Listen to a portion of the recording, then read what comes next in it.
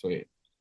Alrighty, folks. Today, I know I say this most of the time, but extra special guest. It is probably a couple months overdue, um, at least in my opinion. We have David Ahern on the show today. David, Pond's good for you. Pond is good for you. Um, quick background: David was my caddy for, gosh, 7 or 8 weeks this summer on PGA Tour Americas for the Canadian Swing. Um, Kind of just happened by chance, and David and I just ran with it after a great week in Ottawa, which I'm sure we'll get into. But David, for those of you, I've told your story, believe it or not, to quite a few people in my circle. But for those who don't know you, why don't you just give us kind of a quick background on who you are, what you do, and how maybe our summer came to be. Well, the last couple of years, so 2024 and 2023, I caddied at the event in Ottawa. Yeah. And I did it just because, you know, it was close to town. But I've been around the golf business since I was 10. Mm. So I've been around it a long time. Earlier on before we started, we were talking about South Africa. I played my first professional event there in November of 1980. Mm. Okay, so played pretty much around the world. Uh, I missed the flight to Australia, so I didn't get there, which is kind of a bummer because now my daughter and four of my grandsons live there. But we'll have to get out there. But yeah, I've just been around golf for a long time, and yeah, and the event that you played in Ottawa, I played in 30 years ago. Wow. Yeah. So played a lot of Canadian Tour events in the early to mid 80s, and then a little bit in the 90s. And yeah, so I looked at the schedule for Americas uh, in like January of last year when it came out. And normally the schedule's pretty just jointed. They play a little bit, they start out west and they bounce around and there's weeks off and stuff. And they kind of got it right this year. And they started on the East Coast and basically just moved west. And normally I'd be working with my son building fences and decks and just generally horsing around because like anything that requires labor, at 65 years old, I was the only guy that was guaranteed to show up for work every day. So I told him in April, I said, look, I think I'm going to do this, and bought the truck and the little 22-foot trailer that I took with me. I bought the Friday before we headed to New Brunswick, and And here we are. you were off, huh? Yeah, Uh, why don't we start kind of from the beginning? I know we talked a lot about your kind of playing days throughout our summer together, but yeah. who first introduced you to the game? I know Mo Norman had a huge impact on your kind of golfing life. Yeah. And, Well, uh, it's funny. The golf course that my dad played at in Niagara Falls. My dad worked for a company called Cyanamid, which is just a chemical company that made fertilizer and dynamite and various things. And just outside of Niagara Falls, there was a plant there where they did their stuff.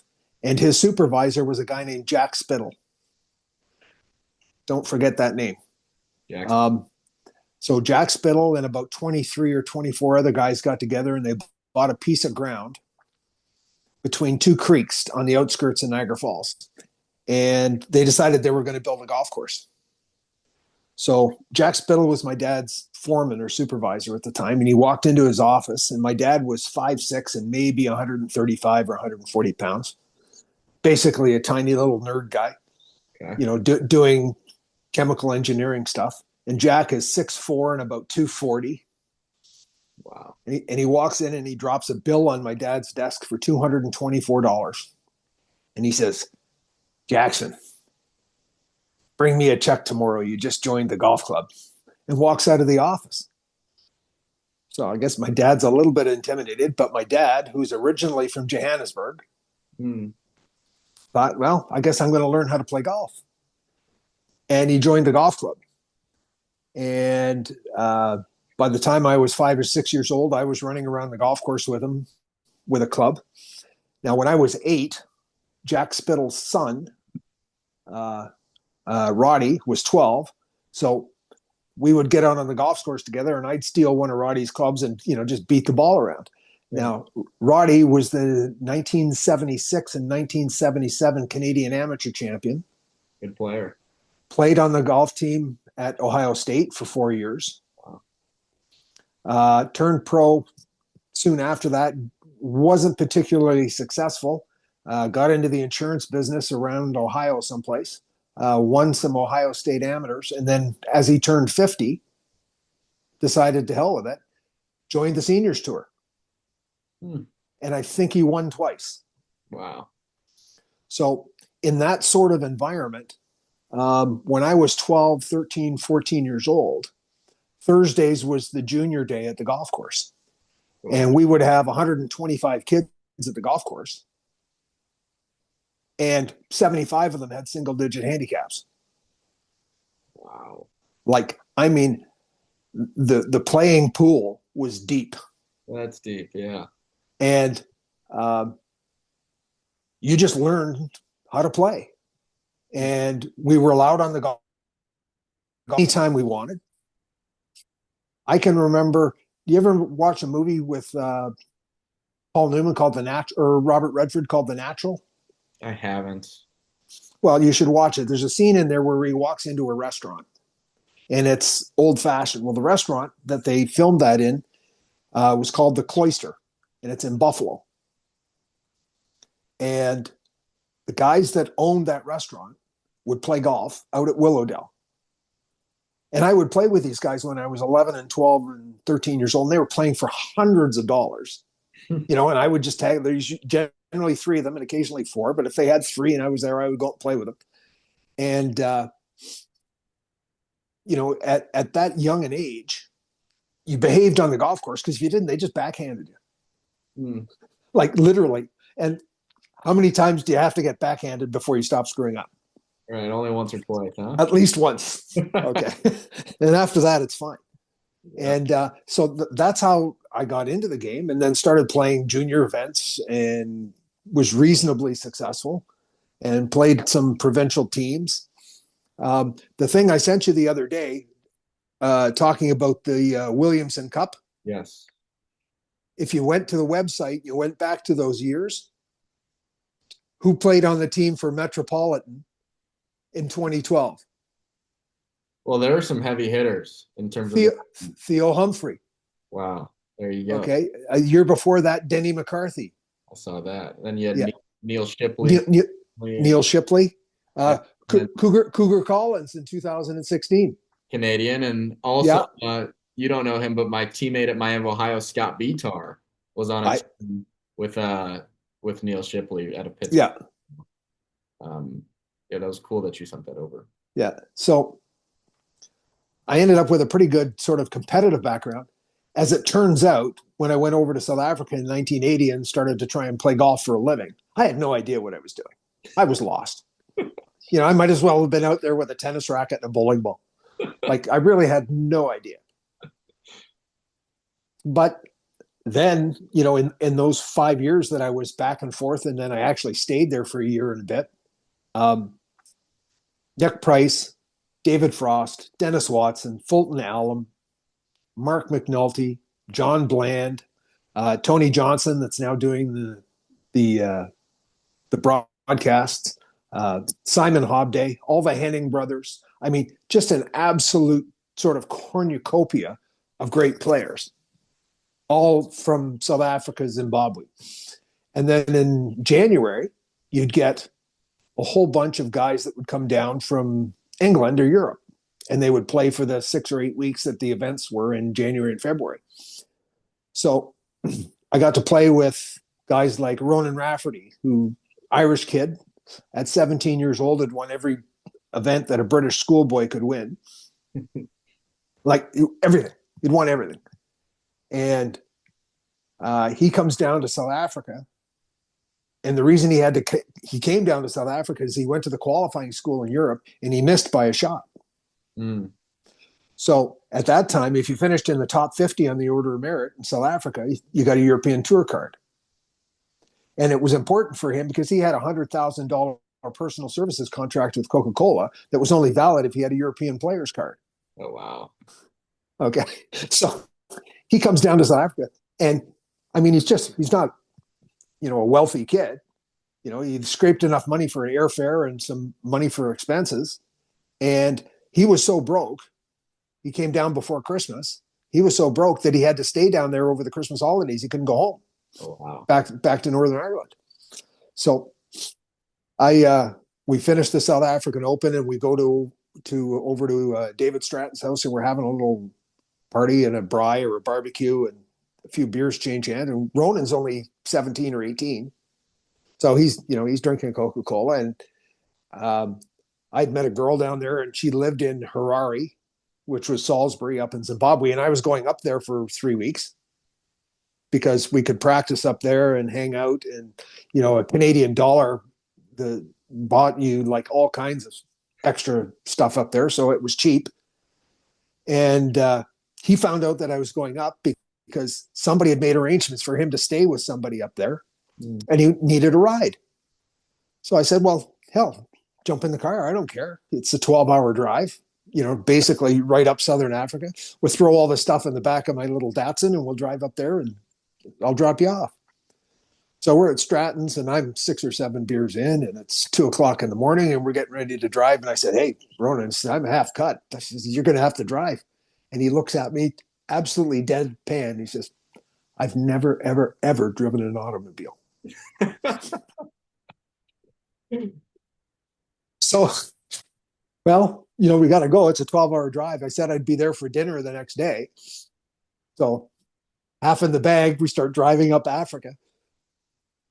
And but we hung out every day and practiced. And Nick Price was supposed to come and practice with us. He came for the first day, and then his buddy bought a new boat, and he went water skiing for a month. Unreal. We never saw him. Well, I think, and this leads perfectly because I didn't necessarily know where us talking on this sort of format would go, but it's going just how our summer went, where we Yeah. have a conversation and it would lead into a million stories, and I can't wait to get into more. But it's so cool to hear. And my first impression of you with our first week in Ottawa was, hey, this guy, you never know what you're gonna get, at least from a player's side of Yeah. who's gonna lug your bag for those 2 rounds, right? Exactly. And I think I said to you, maybe even before we teed off Saturday in that final group, was, man, you know the game, or something along those lines of like you're a pro. Like you Yeah. I'm not sure if you remember that, but I do. And there you go, being surrounded with the heavy hitters, Nick Price and Mark McNulty and all these guys. What a cool experience to kind of launch your intro into golf. That's Yeah. incredible. Oh, for sure. I mean, I've been blessed. Like I've had all kinds of good fortune that way. The first year I went down there, we're playing in Port Elizabeth after Christmas, and I'm out practicing at Humewood, and you hit balls down the 13th fairway or something. There's no driving range, and on one side of me is Mark James, and the other side behind me is John O'Leary and Eamon Darcy, and a couple of steps further down is Sam Torrance. Wow. So, as I said earlier, I really had not a whole lot of idea of what I was doing. So I'm standing there hitting golf balls, and I hear this noise. And it's a noise I'd never heard before. And I kind of stop and I twitch and I look and I wait again. I hear the noise and I look and I walk down, and now I'm standing 8 feet away from Sam Torrance, and he's hitting 5 irons down the fairway. And the sound of the club hitting the ball is like nothing I'd ever heard before. Wow. Okay. And this is, ordinary golf clubs, Balata golf ball. It's not like he was hitting top flights. Like the noise is just something I'd never heard before. And after about 5 shots, he kind of looks back at me and says, what do you think? And I said, holy shit, am I ever in trouble? And I walked away. There you go. And he just laughed. And for the next 5 years, I kind of wandered about and, missed a whole bunch of cuts by like a shot or two. Yeah. And And it wasn't till almost 5 years later when I'd really kind of beat my head against the wall and was actually thinking of saying, okay, I'm 25 now, that's enough. Yeah. Um, Well, I I don't. met Yeah. Well, go ahead. Go ahead. I met a guy named Mark Evershed, Mm, and uh, he said to me, he said, "It's not time to quit yet." mm. And we spent a couple hours on a range in Oakville, Ontario, where I was living, still at home with mom and dad. And for the first time in 25 years of playing golf, now I knew how to practice. I actually had something concrete that I could wrap my head around and practice. Mm. And very, very quickly, I got really, really good, or at least infinitely better than I was before. Yeah. Well, that's cool. And quickly, for those of you who don't know, Sam Torrance, I mean, legendary golfer, member of Ryder Cup teams, over 20 wins on the Euro Tour. Yeah. And I think, yeah, me and you both to just be surrounded by guys like um, we're just legendary status in the game. Like it's really, really cool opportunity. Really cool. And it's funny, those few years in South Africa, um, McNulty, Price, Dennis Watson, a little bit of David Frost, they were all going to, when they got over to the States, they were hanging around the Lake Nona area Hmm. and being taught by David Ledbetter. Wow. So all of this stuff flows. They would come out and practice at Rand Park in Johannesburg, and they actually encouraged the golf pros to go down to the range there, and they were happy to have us there and practice. So you could go down to the range there on any given day, and 4 or 5 of them would be there hitting golf balls. You could just sit there and watch. Oh, cool. That's Yeah, pretty good viewing. Wow. yeah, All right, so why don't we skip forward a little bit? You mentioned, you get back into playing, and then, from my understanding, you're kind of, you start raising your family and get married. yeah. Um, you're kind of playing even with them, into the mid '90s, and then, you know, it kind of hits his head, and you go into the teaching side, and you call it odd jobs. What does, 1995 to, the next 20 years kind of look like? Um, I wanted to be a club pro. I decided I wasn't going to be out playing and doing all that stuff, but the golf business was changing. Okay, so when I grew up in it, you were a golf pro. You owned your carts. You owned your shop. You taught. You were your own little sort of small business guy, and you did everything. Yeah. Well, the golf business was changing. Now, the golf clubs were taking over everything. Okay, and I wasn't looking to go to an Oakmont or a Royal Montreal, or even though I was an assistant at the Royal Ottawa, I was just the assistant. I was looking for a smaller club, kind of out of town a little bit, where you had maybe 200 or 300 members tops, and it was just very much like the golf course I grew up at. The golf pro there when I was growing up was a guy named Ross Anderson, and just a wonderful guy and great for getting people involved in golf. Yeah. And that's what I wanted. And those jobs were few and far between. Mm. So now I've got 3 kids, and the golf season in Ottawa now is 5 months Right. that you're busy. So I refereed a lot of hockey in the wintertime, and that kept me busy, and I made some money at it, but I needed a job. Yeah. So I ended up in the insurance business for a while. Huh. And I really liked that, except for one small problem. Your dad can probably relate to this. Okay. Um, if you're in the insurance business, eventually you have to ask people for money. Mm. Okay. So you have to be able to close a sale. Yeah. I can barely close a door. I mean, your dad would know exactly what I'm talking about. There are some guys, I mean, I could sell, couldn't close. So, I mean, I did that for a while and did okay, but potentially I should have done a lot. The opportunities for that I should have done a lot better. Yeah. Refereeing a hockey game in 2000, I basically shattered the lower part of my left leg. Oh, jeez. So I spent almost 5 years trying to get it better. I had surgery and there was pins and nails and all kinds of stuff put in it to keep it together. They didn't do a very good job the first time. Hmm. So it took a decade before they finally fixed it.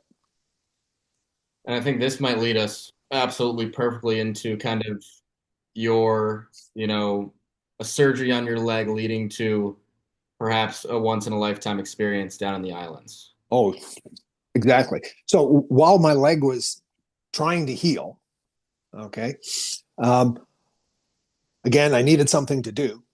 A friend of mine is in the RV business, and he said, "Well, if you don't have to pick anything up, you don't have to run around. All you have to is be able to sit in the truck." So I started picking RVs up in Elkhart County, around a couple hours down the road from you, there in South Bend, Hmm. and bringing them back up to the various stores in the Ottawa area, or anyway, between Halifax and Winnipeg. Yeah. And their stores spread out all over the place. And I met a young guy down there at the golf course in Middlebury, Indiana. His name's Carl Lair. And then we talk 3 times a week still. Oh, cool. And I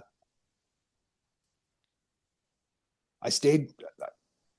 We were supposed to make 8 trips a month. And I figured out if I could stay down there, by this time I'm separated, on my way out to being divorced. So I was basically on my own. I figured out if I could stay down there, I could make 2 or 3 extra trips. You make more money. So Hmm. I was averaging 14 or 15 trips a month, Wow. where most guys were doing 8. Okay. So I was making a little bit of money, Yeah. and I stayed with Carl, and he worked at a golf course in Middlebury that then was called Spring Meadow Farm. I think they call it Meadow Valley now. It changed hands. And anyway, he moved on from there, ended up in Washington, D.C., and through a friend of his, he ended up at, I got the shirt on, Carambola There you in the U.S. Virgin Islands. So I'd had the last surgery on my leg finally, and they figured out what was wrong with it. And it was so ridiculously stupid. It kind of aggravates me. go. But I sent him a picture of my leg with all the staples and all, you got Proviadine all over your leg and it looks kind of gross. And he says, what are you doing? And I said, well, I've got to basically stay reasonably sedentary for 5 or 6 weeks. And, I can walk around the house and stuff, but a couple of weeks I had the staples come out and then it's some physio and they say I should be okay. He says, well, if you have to sit on your ass for 6 weeks, and this was January, he says, you should probably come down here and sit on the beach. And he was half joking. And I called my son and I said, I'm just talking to Carl. He says, he says, I should probably sit on the beach. He says, that's a hell of an idea. And the ticket was like $485 or something. And 10 days later, I was on a plane to St. Croix and ended up staying 5 years.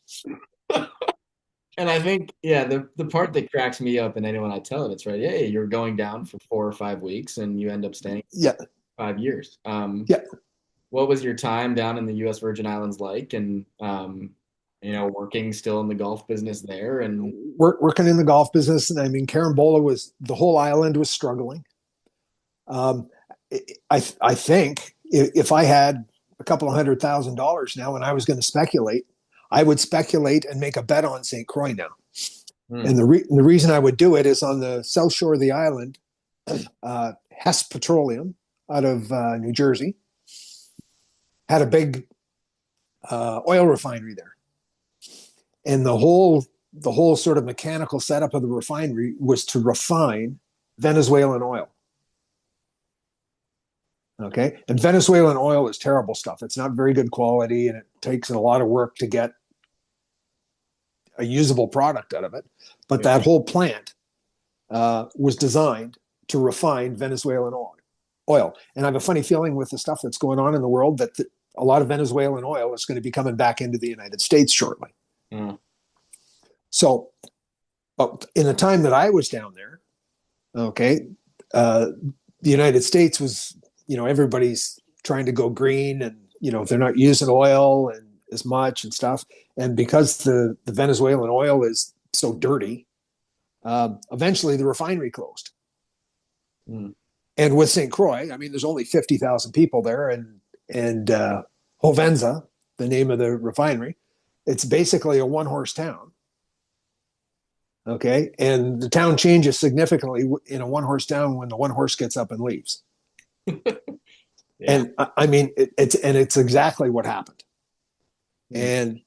And so there's only 3 golf courses on the island, and the other one is at the Buccaneer, which is one of the top 10 most luxurious resorts in the world, and it's the golf course is 5,100 yards long. I mean, it's a little executive golf course. Yeah. But Carambola is a Trent Jones Senior golf course. I mean, it's the layout spectacular. Mm.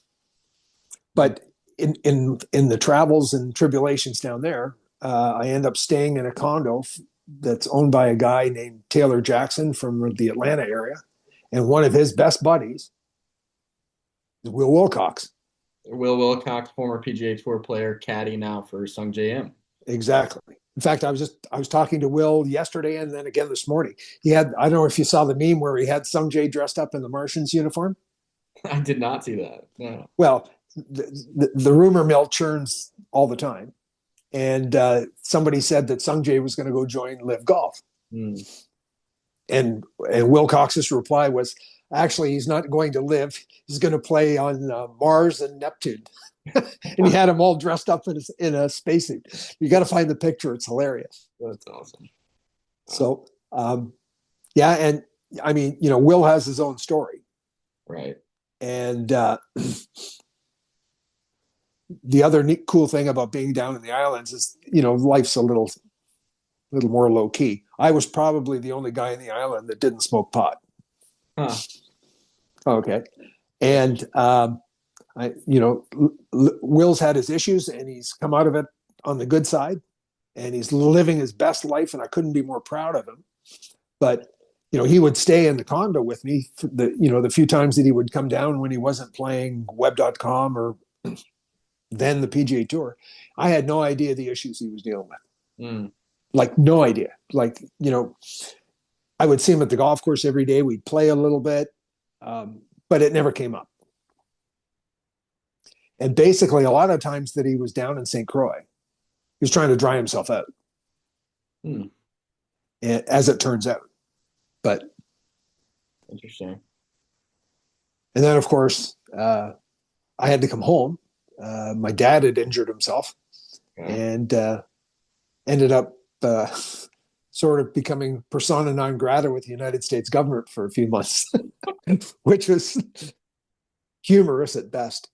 Do you want to dive into that or no? We don't have to. But Well, it was funny because I went to leave the island to go to a wedding. Funny enough, in Chicago, there you go. Yeah. and the guy at U.S. Customs, who was a member of the golf course where I was working, stopped me and he said, David, you've been here 4.5 years or 4 years. Like, I'm sorry this came across my little desk here, but you're not staying. So here are your choices.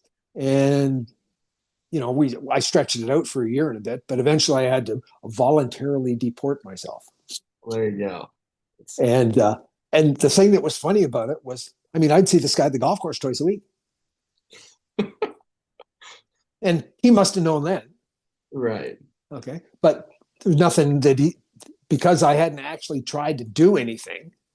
Okay. And the way the border and stuff works, they only get you when you try to leave. If I decided not to go to that wedding with the girl I was staying with, Yeah. okay, I'd probably still be there. Hell, I might be governor. There you go. Like it's that kind of an environment. But it was probably the most fun I've had over an extended period of time that I've ever had. Yeah. Well, that's so cool.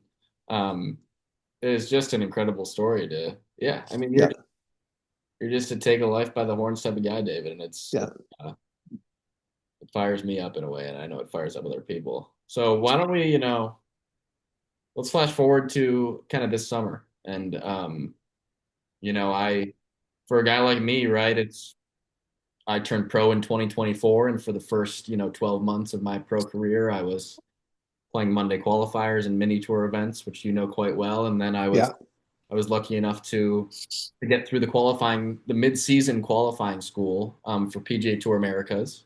yeah, Um, in May for the start of the July 1st season. So, I was guaranteed 10 events on this Canadian swing. And from my point of view, the last thing I was thinking about was a caddy. yeah, And, the way PGA Tour Americas works is, Thursday, Friday, you don't need one. But if you're lucky enough to make the cut, you will be assigned someone. And, I missed the cut week one in New Brunswick and then had a nice 4 days with a caddy with Denny, who you actually met in Montreal.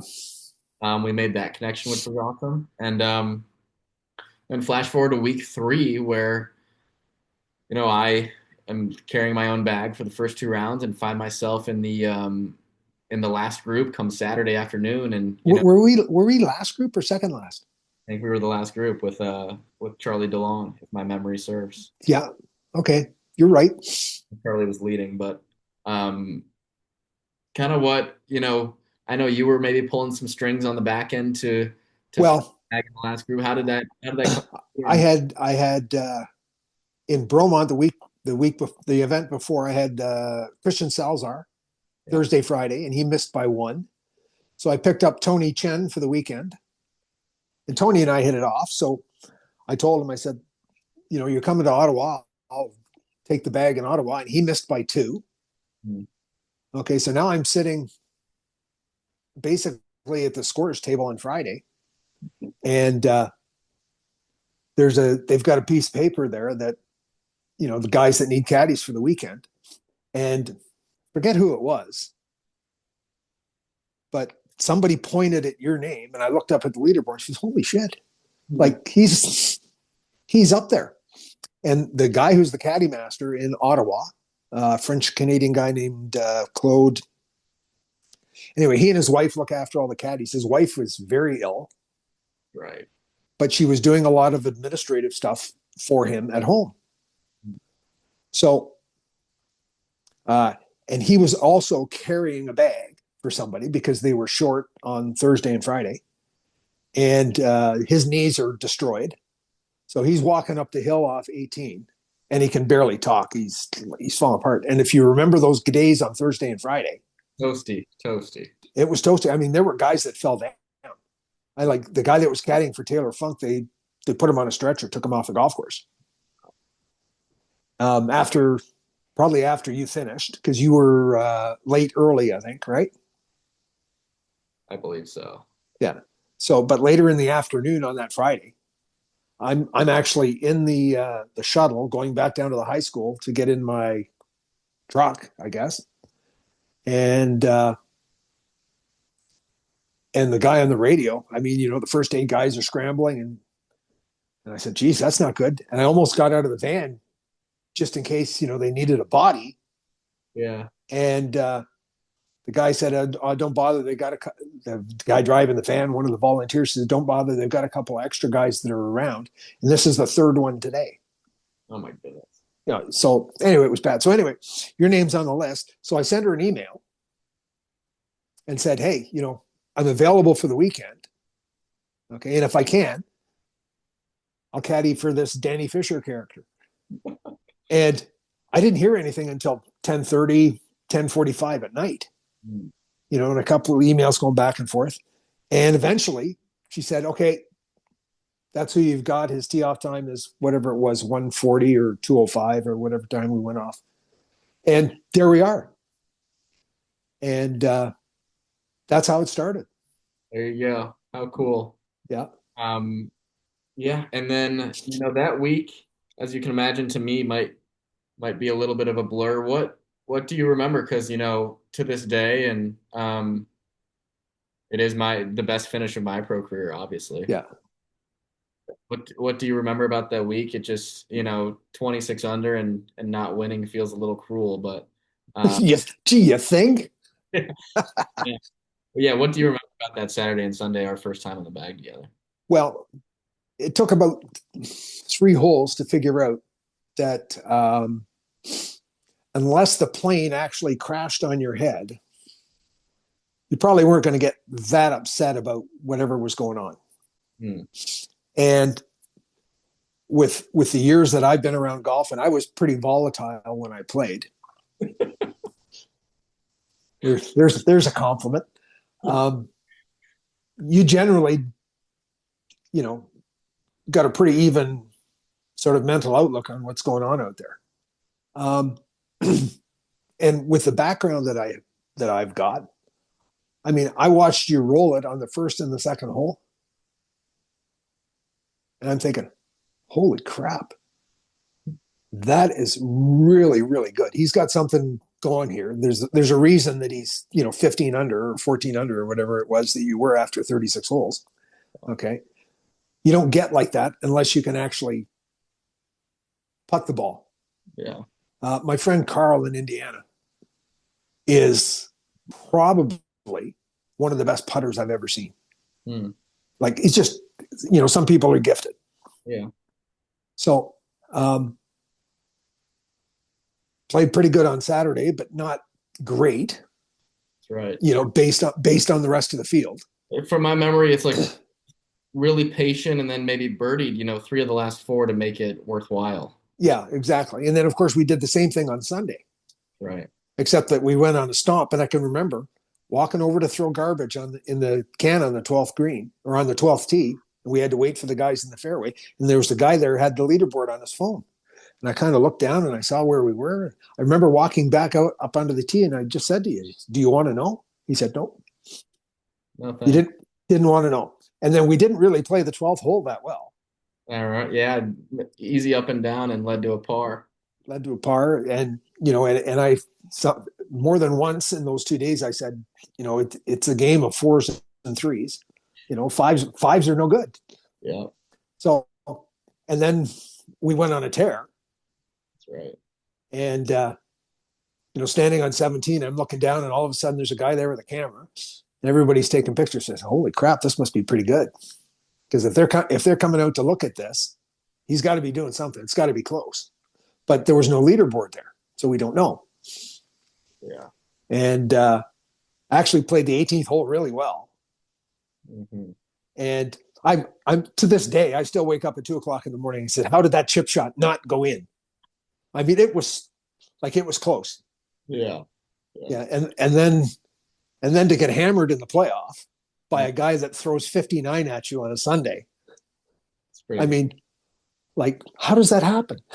Yeah. And I think, well, But it was pretty, I don't know. It was a poetic day, obviously, for many reasons, but I just remember a couple times throughout our 2 days together in Ottawa, it was, I had 30, 35 feet, and I remember you saying it's like, hey, one of these is bound to go in, right? yeah, And then you mentioned, you had the camera starting to follow on 17 fairway, and we had that back right hole location, and it was kind of yeah, hard to get to, right? Because that back bunker is dead, and yeah, um, somewhat of a gallery forming around the green as we're walking up there, and have that 30, 35 feet, and yeah, you hear me, and you're like, yeah, would be a decent time to make one, right? And it yeah, was a great video to pour that one in, and you did tell me where we stood on 18T.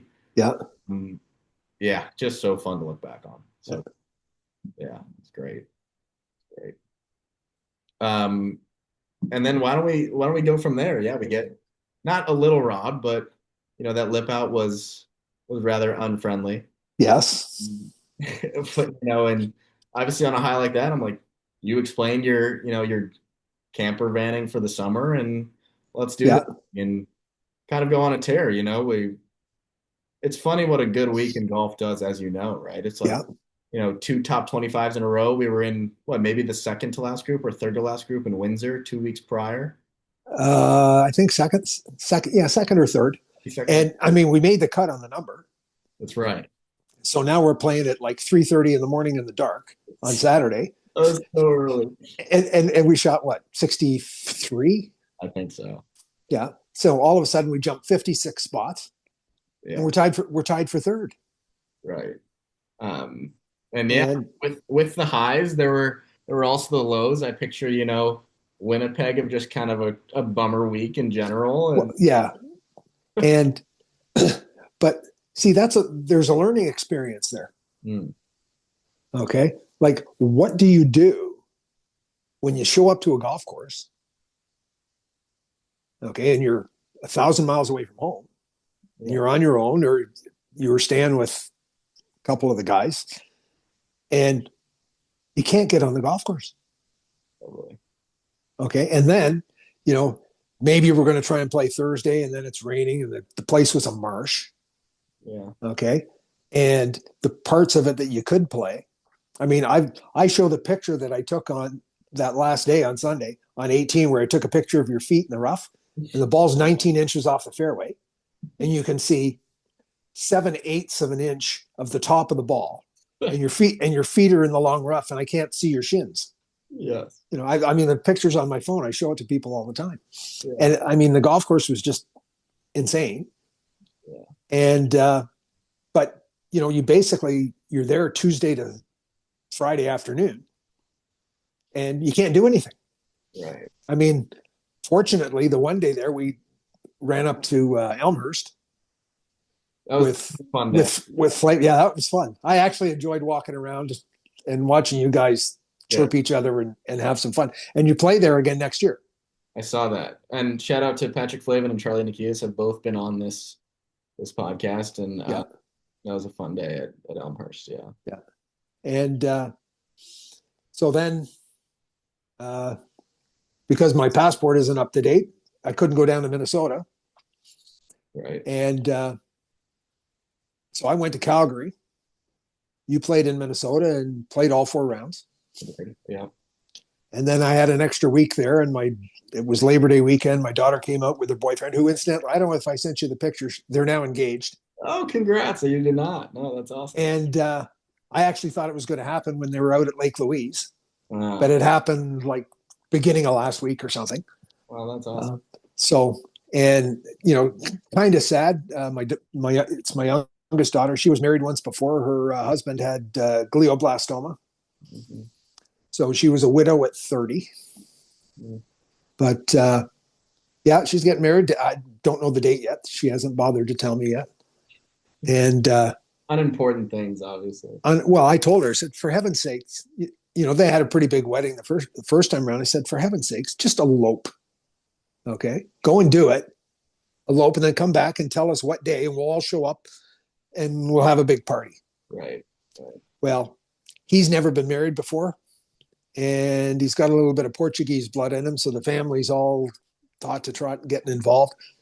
So I think it's probably going to be probably 75 or 100 people, and Well, that'll be fun. It'll yeah, change your days up for a little bit. yeah, But yeah, maybe to cut a long story short, I made the cut in Minnesota and then unfortunately missed the last two. But just to have you along for the ride, meeting my family and meeting yeah, meeting my swing coach, it was looking back, what a privilege for you to take time out of your life. And I know you were going to do it, no matter what, but yeah. to stay with me and um, just super thankful and can't tell you how much that meant. Seriously, Well, I'll tell you what, it was fun to do, it's nice. and it's too bad you missed the event in Victoria, because I think you'd have ripped the golf course apart. Like, honest to God, Yeah, like, get psyched for Uplands in Victoria for next year, yeah, cool. because you will kill it. That's great. Well, thank you. Yeah, And but you know, that week you were away, so I had Luke Gifford on Thursday and Friday, yeah. and unfortunately he missed by a shot, Mm. and it didn't look like I was going to have anybody for the weekend. And I'm literally sitting upstairs in the clubhouse at Uplands with the guy who's the caddy master. His last name's McDonald. I have to look on my phone to get his first name. And one of the guys that was helping him came up, and he's walking with Harry Lord. Mm. So I had Harry Lord on the weekend. Harry Lord makes his first hole in one on 14 on Sunday. Okay. And he's trying to get to minus 12. Okay. So that he can finish inside the top 120 so that he can play the following week. Mm. And he finishes minus 11. He's 123rd. Is that not in our 40 minutes or so of talking, Yeah, missing by one, is that just professional golf in a nutshell? It seems. absolutely. Yeah. Okay. Um, and I think where Harry got messed up, the hole that he made the hole on was 14. 13 is a 300-yard, 310-yard par four with trees all over the in the front of the green. A lot of guys hit 3-iron wedge, and you go into the green, and it's kind of like that, and it's kind of little bit goofy. He decides he's going to hit driver because he can hit it far enough and straight enough to hit it on the green, Yeah. and he misses by a yard and a half on the left. So now he's got to finagle something, less than 50 yards long around the tree and try and get it on the green. He ends up in the bunker, and then he three putts and he makes a seven. Mm. Okay. He makes four on the Saturday. He's in the next week. Okay. And he probably makes $7,000 or $8,000. Right. Okay. He misses a cut by a shot and he makes nothing. Mm. And there's a lot of that in golf. There is. There Yeah. is. And the healthiest thing that if I would ever to advise somebody or be so bold to do it, and I think I mentioned it to you in a text message last week. You played 10 events and you've been to, a first stage and second stage. So you add up those rounds and however many there are, probably 50 odd. How many under par are you for the year? I did this math. What would you? Well, we said since May 1st, right? Yeah. What would you get? It's over 100. 143 under. Okay. So it's 143 under, and I don't think you made $30,000. Wow. Okay. Now, if you had been 143 under on the PGA Tour, okay, this podcast would have been done live, and you would have flown me in your jet. you know, it's just what golf is. So funny. But the advice is, you're playing the long game all the time. Mm. Okay, so you go out and have a shitty day and shoot 74. Okay, well, if you started the day at 143 under par and you shot 74, okay, so now you're 140 under par. Ho hum, go out and get it the next day. Yeah. And a lot of guys, I don't think, have that view of what's really going on.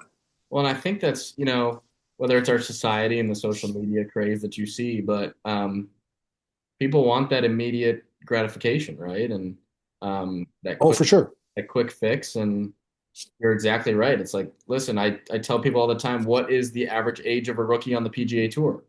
26 or 27. It's older than you think. I think it's like 28. Yeah. So and then there are exceptions that prove the rule. Totally. Okay. The latest one, Michael Brennan. There you go. 23. I'm not sure whether he's turned 24 yet. Yeah, I'm not sure either. Yeah. Okay. And I mean, he hammered the hell out of PGA Tour Americas. That was impressive. Okay. I mean, yeah, it was pretty impressive. Yeah. And he gets a phone call. I guess he was in Vancouver getting ready to do something with Fortinet, and he gets a sponsor's invitation. Son of a bitch, he goes out and he wins. Right. Yeah. And like. But for every one of those, right, you have Eric Cole. Well, we have you. We have you. Yeah. You have Eric Cole that slaved away for 14 years. Right. Probably one of the best mini tour players in history. Yeah, exactly. Okay. And then eventually. Right. PGA Tour Rookie of the Year, I believe, at 36 or something. So, yeah. Listen, it's 95% preparation, 5% opportunity. There you go.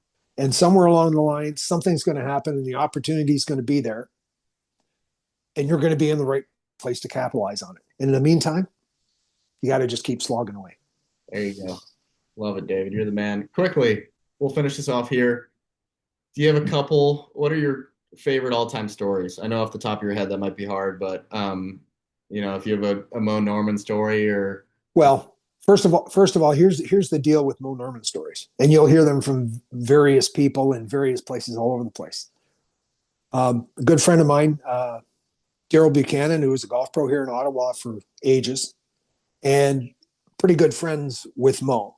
He said this 15 years ago. He said, people telling Mo stories and he did this and he did that. Daryl said, look, if you hear a Mo Norman story, it's true. Okay. And good and bad. Mm. Okay. And there are some that are not particularly complimentary, Yeah. depending on sort of what stage of life he was at. Yeah. Um, but they're all true. Mm. And he was that good. How cool. Like ridiculous how good he was. Like there will be nobody that will even approach it. And That's awesome. probably the funniest story, and I like. We're earlier on we were talking about Ronan Rafferty. Yeah. So he's playing in South America in the early 1980s, probably like 82 or 83, and I don't know whether they're in Argentina or Chile, but really hilly golf course. And it was back when you were taking relief from something, you still dropped the ball over your shoulder. Hmm. Okay. So, and then somewhere in there, it changed and you held it out in front of you like this. Yeah. Okay. So that changed. It was a rule change. And everybody's, like, why? And you guys are saying, well, the guys would spin it off their fingers and, try and get it to bounce to a certain place and stuff like that. And they just thought it was easier to sort of supervise if the guys were dropping in front. So he's playing with a guy from South America, player, I can't remember the name, but he told me, and it's raining. So he's driven it in the middle of the fairway on a slope, and the ball's rolled into a sprinkler. And they're waiting for the guys on the green, so he's going to take relief. He sticks a tee in the ground. You get back then, you still got 2 club lengths. So he stands there. He stands with his heels on the sprinkler, so he's going to miss the sprinkler, and he drops the ball over his shoulder and just stands there holding his umbrella and doesn't worry about it. And he's standing there and takes 5, 6, 7 minutes for the guys to finish. And he takes the umbrella, he folds it up, grabs his golf bag, turns around, and he cannot find his golf ball. Mm. It's gone. And he loses his mind. I mean, picture this, Spanish fiery Latin guy. He's literally dropped the ball over his shoulder and it's hit the ground, and he's not really paying attention because, he's just taking a drop and he's right in the middle of the fairway. He cannot find the golf ball. Well, this goes on for 15 minutes. Ronan Rafferty's playing with him. And Ronan's not the most patient guy. So now he's getting aggravated. Yeah. And eventually the official comes over and says, look, it's lost. Okay. You're going to have to drop another one and you're hitting 4. Guy loses his freaking mind. They go and they finish. He comes off the golf course, walks into the clubhouse, takes his jacket off and slams it down on the table, and the ball bounces out of the hood of his jacket, goes flying across the clubhouse. And that is why they changed. And you drop the ball out in front of you. No way. Drops it in. He's got a K-Way jacket on and had a hood. And he literally dropped it into his own hood and could not find it. Oh my. That's my favorite golf story. Wow. That's incredible. Well, thank you, David. That's all I got. Any last words? Actually, just a question. You're going to Florida in January, February? My tentative plan, I'll be in Arizona in January and then Florida in February and March. What are you planning? I'm playing in some of those Asher tours. The one you're familiar with, January. I'm playing in one of those, and then I guess in a few of them, and then February and March I'll be stationed out of Naples. Good spot. Yep, with my grandma's renting a place. You met my grandma. Yeah. And just playing some of those minor league tour events. Sweet. And yeah, that's kind of it. And then venture down to South America starting in April. So that's all I got. I'm in snowy Chicago now, as you are. Yeah. But like I say, I'm going out to shovel some snow as soon as we're done here. So I may keep talking for another 35 minutes because I'm to the point now where I hate the snow. That is fine. But yeah, no, it's been such a blessing keeping in touch with you. And Listen, hope to see you up in at least in Ottawa. I know the schedule Well, is a I've seen the schedule, little different. Uh, uh, and at this point in time, I mean, there's a lot of things that play into it, but it'll certainly be New Brunswick, Ottawa, Toronto. great. Great. Like that's a no brainer. That's easy, Well, we'll have to make an effort to and that's all 3 weeks, and it's consecutive, all that. Yeah. so that's easy. Yeah. And I'm looking forward to parking my trailer at the boat launch at the end of the driving range in New Brunswick. Yes. Yeah. That was the best spot. Actually, the second best spot. The best spot was in Victoria at Uplands.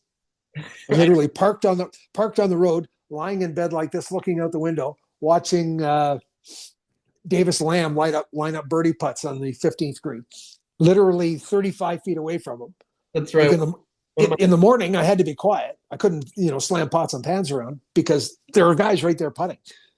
yeah, one of my good buddies, Will Holen, this summer, Yeah, one I missed obviously, and yeah, he sent me a picture during his practice round on 15 fairway, and he's like, "David's home for the week." yeah, exactly.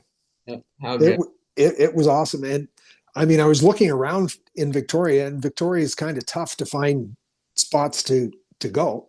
And I pulled in on Tuesday morning, and the guy who was the tournament director, and they have an amateur association on the island, and the amateur association runs the golf tournament. Yeah. So I told him, I said, I'm here. I got the trailer in the back of the truck, and I got there fairly early in the morning because there's very little parking. Yeah. And I said, you got any ideas? And he thought for a second. He said, well, you can't stay here. Turn it around and come back out. And by the time you come back out, we'll think of something. And, a minute and a half later, I did a little loop around the parking lot by the driving range. I'm coming back out, and he says, right there on the road, literally 60 feet from the driveway. He said, just pull it right up against the curb. He said, nobody will ever know you're there. How And good. I literally stayed there until Monday noon. So I was there from Tuesday until Monday. Wow. No knock on the door, no nothing. The guy who was the superintendent, that it's the golf course is in Oak Bay, and there's 300 oak trees on the golf course. So there's acorns everywhere, and they're literally falling out of the tree, landing on your head. Wow. Okay, so you had to wear a helmet, but they would come out with the blowers in the morning and blow the acorns off the greens. And one morning, the superintendent came over. I had coffee made, had an extra cup. We sat there and had coffee at 6:30 in the morning. Well, the guys were blowing acorns off the 15th green. Wow. How good. How So good. we have, there's always fun little things that happen. Um, Walking into the dive bar in Fredericton, New Brunswick, and seeing the mural on the wall of Mo Norman, Yeah, that's right. all time, like absolutely all time, like absolutely gobsmacked that out in that town at that point in time on that week, I would walk into that bar and see that on the wall. Right. Like just incredible. And it's maybe one of the best pictures anybody's ever done. So cool. Yeah. So, So there's always fun stuff that happens. yeah, if there's one word, because what you did is rather unique, right? I mean, Yeah. buying that camper van the Friday before New Brunswick, going, I mean, what is that stretch? 4 or 5 time zones over the course of, 2 or 3 months. Well, Atlantic, Eastern, Central, Mountain, Pacific. There you go. 5 time zones in 3 months, all by car. Yeah. Uh, what's a word or a sentence to kind of describe that summer? It's magic. Hmm. I mean, I think I probably sent you a picture driving back Yeah. of the Northern Lights. I don't know whether I took a picture or I just described it. Yeah. So I'm driving across Saskatchewan into Manitoba. So I'm heading east, and I look out the side like this, and it's 10:30 or 11 o'clock at night. And I mean, you've seen pictures of what the Northern Lights look like, and I've got like 5 colors, and everything's kind of dancing around. And, like I almost stopped the truck Wow. just to sit there and watch. Yeah. First couple of days of October. So cool. So you saw all kinds of neat things. Driving through the forest fire in BC.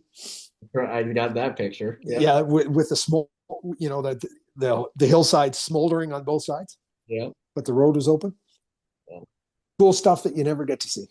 So cool. So cool. Well, David, thanks, man. You're the man. And appreciate you taking the time. I think people will love to hear, what you're about and our Yeah, relationship. And yeah, it's cool, cool stuff. yeah. And probably the best thing out of all of it, because of the experience that I'd had beforehand. Okay. And I mean, Michael Brennan won 3 times. I don't think he missed a cut. So he made money every week. Okay. And what was his caddy's name? I'm trying to remember his first name. Yeah. Jeff. Jeff probably had a great summer. Yeah. Okay. And probably put a few bucks in his pocket. Yeah. Okay. When I left for New Brunswick, I had absolutely no qualms about the fact that I wasn't going to make any money doing this. Hmm. I mean, I was doing it because I wanted to do it. I knew it would be fun. And the people I met Yeah. um, in New Brunswick, I had a crappy pair of shoes, so I blistered the bottom of my feet bad, like could hardly walk. So the next day I'm complaining. I'm standing outside the first aid thing there in New Brunswick, and I'm talking to the guy and his grandmother. Okay, he would spend the summers in Niagara Falls with his grandmother. His grandmother lived 2 blocks from where I grew up. We knew all the same people. Hmm. So he says, you're hobbling around. What's going on? I said, my feet are all blistered. He sets me down in the first aid thing and dresses my feet. Right? I'd have never made it through the second round. Wow. And gave me some stuff. The 3M make a funky looking bandage Yeah. that's designed for blisters. And he gave me 3 or 4 of them and told me where to get them. And I dressed my feet right through Toronto. Hmm. Little stuff like that, that you just, if you're not there, you don't get to experience it. So cool. So cool. So listen, give my best to your mom and dad. Well, And when you get to Naples, give your grandmother a hug for me. I will. Well, I'm going to go out and check on my 91-year-old mother, who's probably asleep in the chair hmm. watching the golf because it's still on, and then I'm going to go shovel snow. Love it. Well, be safe. Yep. Stay warm, and And I guess it's that time of year. So Merry Christmas. same to you. Yeah, we're allowed to say that, right? Merry Christmas. Merry Christmas. Happy holidays. All the good stuff. Yeah, crap. Uh-huh. All All right. right. Well, thanks for taking the time. Listen, it's great. It's great to see it, and we'll be in touch. I'll try not to send too many funny videos to you late at night. Wow. Hey, keep them coming. I love it. Yeah. Perfect. All righty, David. Be All well. right. All right. We'll talk to you soon. Yeah.